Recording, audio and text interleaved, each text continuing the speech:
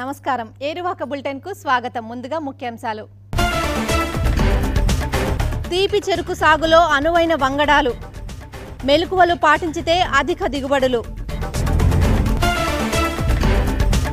పొద్దుతిరుగుడు పంటలో ఆశించే తెగుళ్లు, పీడలను తట్టుకొని నిలిచే పలు విత్తనాలు.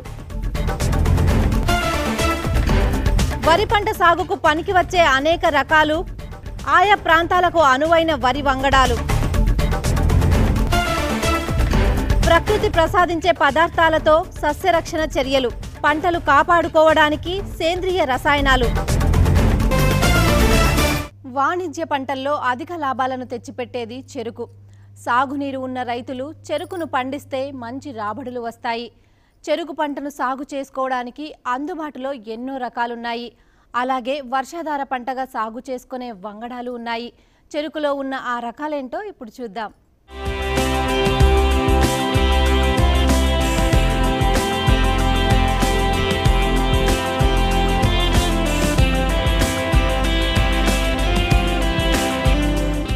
వాణిజ్య పంటలు సాగు చేసుకోవాలనుకుంటే వాటిలో అధికంగా లాభాలు తెచ్చిపెట్టేవి ఏవో ముందుగా తెలుసుకోవాలి.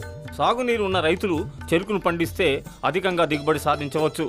సూర్యరశ్మి, వర్షపాతం, గాలిలో తేమ అధికంగా ఉన్నప్పుడు చెరుకు పంట ఏపుగా పెరుగుతుంది.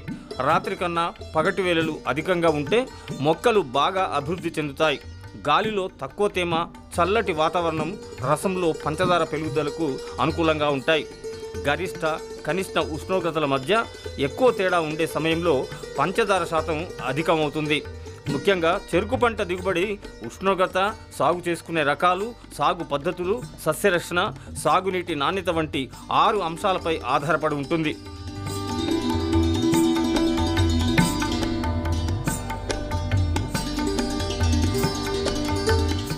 చెరుకులో స్వల్పకాలిక రకాలు మనకు అందుబాటులో ఉన్నాయి. వాటిలో కో 6907 రకం 2 మొక్కల నుంచి తయారు చేసింది. కో 740, కో 1287 నుంచి అభివృద్ధి చేసిన ఈ రకం పంట దిగుబడి ఎకరాకు 40 టన్నుల వరకు ఉంటుంది. దీనిలో చక్కెర శాతం 15 నుంచి 18 వరకు ఉంటుంది. ఈ చెరుకులో బెరడు చాలా తక్కువ. ఇది అసలు పూత పూయని రకం. మరో విశేషం ఏమిటంటే ఇది నీటి ముంపును తట్టుకొని దిగుబడినిస్తుంది. అంతేకాదు నీటి ఎద్దడిని కూడా ఇది తట్టుకుంటుంది. ఇక చెరుకులో వచ్చే ఎర్రకుళ్ళు తెగులు తట్టుకోవడమే కాకుండా గడ్డి దుబ్బు తెగుళ్ళు దీనికి సోకవు. అయితే కార్మి తోటల్లో కాటుక, తుప్పు తెగుళ్ళు వచ్చే అవకాశాలు ఎక్కువగా ఉంటాయి.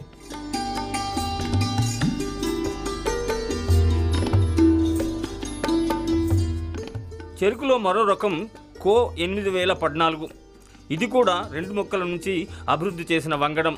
ఇది కో 740, కో 6304 నుంచి తయారైన వంగడం. దీని దిగుబడి సుమారు ఎకరాకు 32 నుంచి 36 టన్నుల వరకు ఉంటుంది. దీనిలో పంచదార శాతం 16 నుంచి 17 వరకు ఉంటుంది. ఈ చెరుకులో బెరడు ఎక్కువగా ఉంటుంది. ఈ రకం చెరువులో కొంత పూత కూడా వస్తుంది. ఇది నీటి ముంపుని తట్టుకునే శక్తిని కలిగి ఉంటుంది.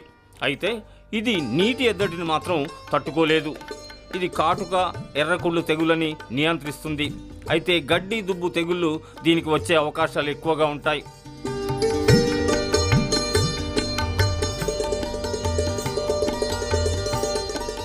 చెరుకులో మరో స్వల్పకాలిక రకం 81A99. దీన్ని కో 6304, కో 1287 రకాల నుంచి అభివృద్ధి చేశారు. ఇది కూడా స్వల్పకాలిక రకమే. దీనిలో పెద్దగా బెరడు ఉండదు. దీనికి పువ్వులు కూడా రావు. దీని సరాసరి దిగుబడి 44 నుంచి 46 టన్నుల వరకు ఉంటుంది. నీటి ఎద్దడిని తట్టుకొని నిలబడే రకం ఇది. గడ్డి దుబ్బు తెగుళ్ళు ఈ రకం పంటకు సోకే అవకాశాలు మెండుగా ఉంటాయి.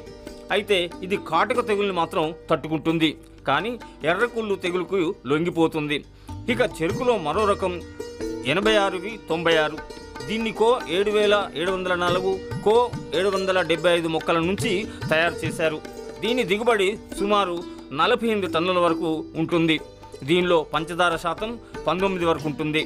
ఇది పూలు పూయని రకం వంగడం. ఇది నీటి ముంపును తట్టుకొని నిలబడగలుగుతుంది, కానీ ఈ రకం మొక్క నీటి ఎద్దడిని మాత్రం తట్టుకోలేదు. సాధారణంగా దీనిలో ఎర్రకుళ్ళు, కాటుక తెగుల్ని తట్టుకునే లక్షణం ఉంటుంది.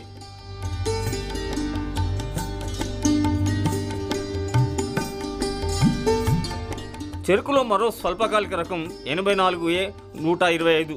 దీన్ని మధు అని పేరుతో కూడా పిలుస్తారు. ఇది కోసి 671 కో 6304 మొక్కల నుంచి అభివృద్ధి చేశారు.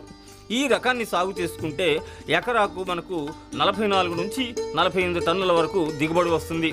ఇది పూలు పూసే రకం మొక్క కాదు. ఇది నీటి ముంపుని తట్టుకొని నిలబడుతుంది. అంతేకాదు నీటి ఎద్దడిని కూడా తట్టుకుని నిలబడుతుంది. సాధారణ పరిస్థితుల్లో ఎర్రకుళ్ళు తెగుల్ని తట్టుకొని నిలబడే మొక్క ఇది. దీనిలో పంచదార శాతం 18 నుంచి 19 వరకు ఉంటుంది. దీనిలో బెరడు ఉండదు. ఈ రకాలను సాగు చేసుకుంటే సరైన సమయంలో సస్యరక్షణ చేసుకుంటే అధికంగా దిగుబడులు వచ్చే అవకాశం ఉంది. రైతుకు బాగా ఆర్థికంగా కలిసి వచ్చే అవకాశాలు కూడా ఉన్నాయి.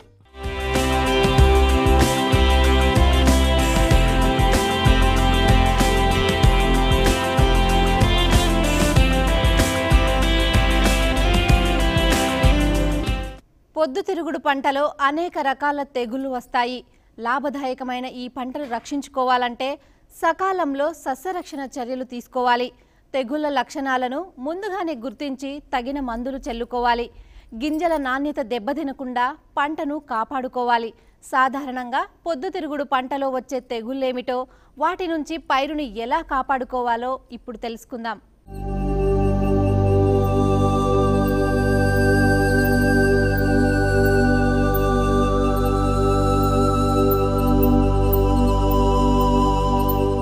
పొద్దుతిరుగుడు పంట మంచి లాభాలను తెస్తుంది.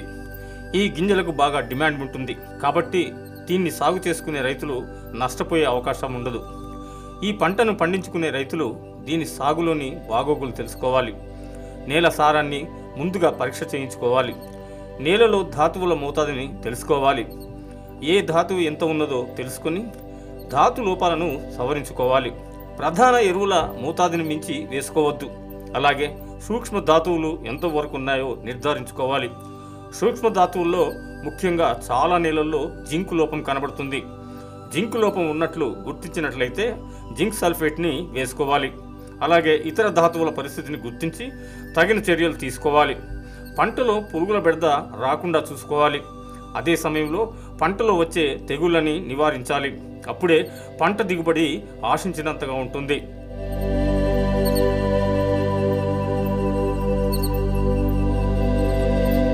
సాధారణంగా పొద్దుతిరుగుడు పంట పండిస్తున్న అన్ని ప్రాంతాల్లో ఆల్టర్నేరియా ఆకుమచ్చ తెగులు ఆశించి పంటకు విపరీతమైన నష్టాన్ని కలిగిస్తుంది. ఇది వర్షాకాలంలోనే ఎక్కువగా కనపడుతుంది. వాతావరణం అనుకూలిస్తే పంట వేసిన 50 నుంచి 60 రోజుల వరకు ఈ తెగులు సోకుతుంది. ఈ తెగులు వస్తే ఆకులపై ముదురు గోధుమ రంగు లేదా నల్లని గుండ్రని ఆకారపు మచ్చలు మొదటి ఆకులపై ఏర్పడతాయి. ఈ మచ్చల చుట్టూ పసుపు పచ్చని వలయాలు ఏర్పడతాయి. మచ్చల మధ్య భాగం బూడిద రంగులో ఉంటుంది. దీనివల్ల గింజ నాణ్యత తగ్గి మొలక శాతం పడిపోతుంది. తెగులు లక్షణాలు ఆకులపైనే కాకుండా ఆకు కాడలు, కాండం, పువ్వు వెనుక భాగాలు, పువ్వు రేకులపై కనిపిస్తాయి. కాండం మీద మచ్చలు ఏర్పడినప్పుడు వాటి మధ్య భాగం చీలిపోయి ఉంటుంది. ఈ తెగులు రాకుండా విత్తన శుద్ధి చేసుకోవాలి. పంటలో తెగులు కనబడితే ఇప్రోడియాన్ 25%, కార్బండిజం 20% లీటర్ నీటికి కలిపి పిచికారీ చేసుకోవాలి.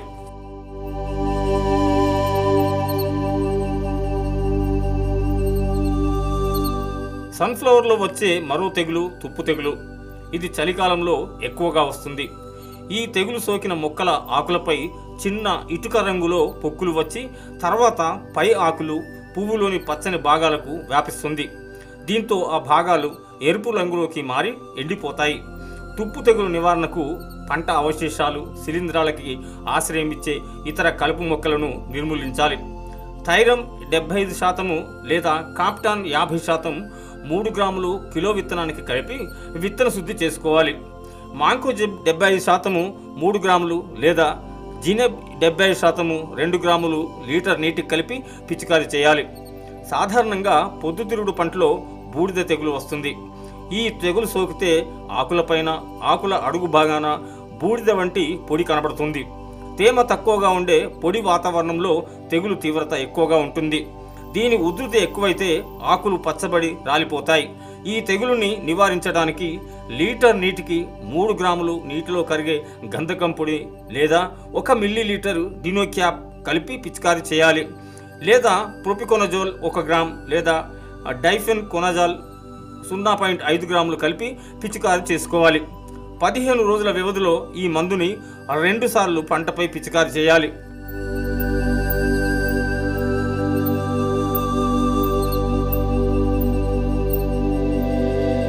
పువ్వుకుళ్ళు తెగులు పంటలో వస్తే పంట నష్టపోయే అవకాశం ఉంది.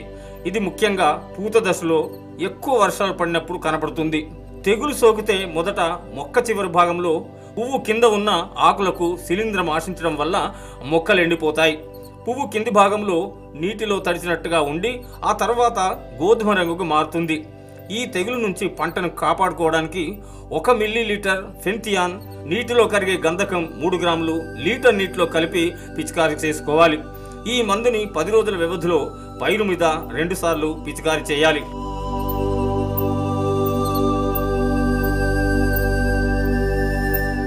పొద్దుతిరుగుడు పంటని బూజు తెగులు ఆశించే అవకాశం ఉంది. ఈ తెగులు సోకిన మొక్కల ఆకుల మధ్య ఈనె వెంట పత్రహరితం కోల్పోతుంది. ఈనెలు ఉబ్బి ఆకులు కిందకు ముడుచుకుంటాయి. ఈ ఆకుల అడుగు భాగాన తెల్లని బూజు వంటి శిలీంధ్రపు పెరుగుదల కనిపిస్తుంది. ఇది రాకుండా ముందు జాగ్రత్త చర్యగా పంట మార్పిడి చేసుకోవాలి. పంట అవశేషాలను నిర్మూలించుకోవాలి. మెటలాక్సిల్ 35 WS 3 గ్రాములు కిలో విత్తనానికి కలిపి విత్తన శుద్ధి చేయాలి.